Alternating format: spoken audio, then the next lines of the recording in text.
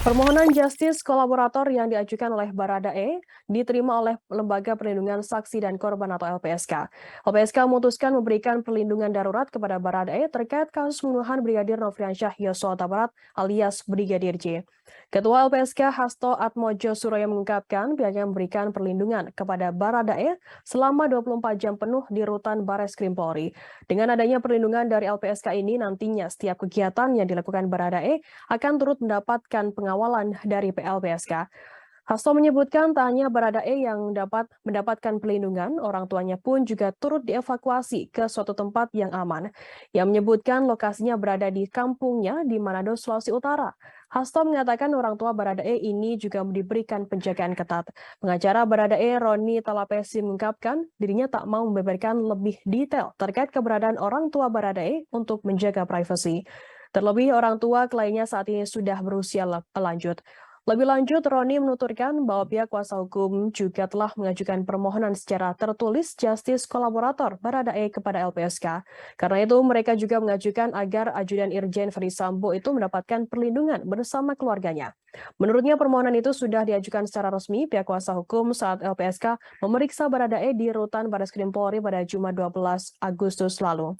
Ia mengatakan perlindungan Baradae menjadi penting karena kliennya merupakan saksi kunci dalam kasus tersebut.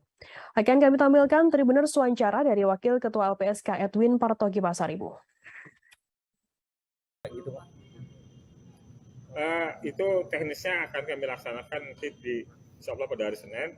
Kami sudah punya kesepahaman dengan pihak Bareskrim dan nanti pelaksanaannya insya Allah kalau tidak ada halangan pada Senin besok sudah mulai kami laksanakan.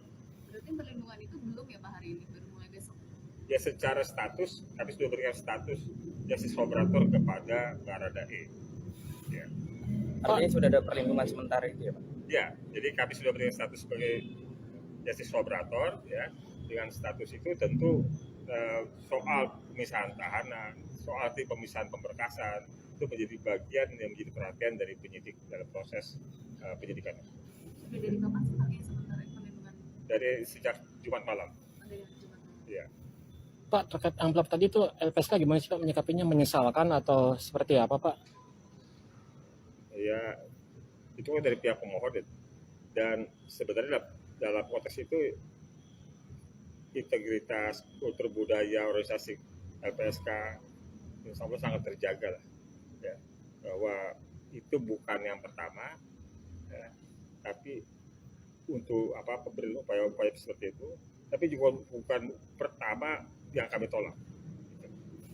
Pak, kemarin itu kan disampaikan Pak Mahfud Pak ya, itu memang LPSK melaporkan ke Pak Mahfud atau seperti apa Pak? Ya, posisinya kami pada tanggal 29 Juli diundang oleh Menko Polhukam untuk menyampaikan perkembangan.